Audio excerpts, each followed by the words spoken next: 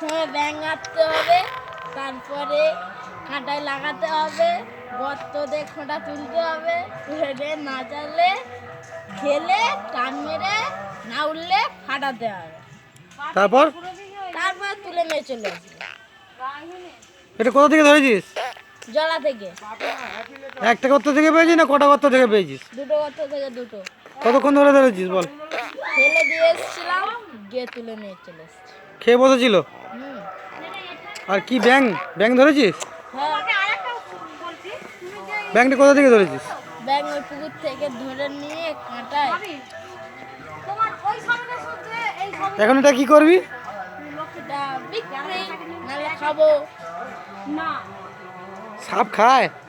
হ্যাঁ, এ তো মাছ। না এটা মাছ না, এটা আধা সাপ আধা মাছ। এই সব খেয়ে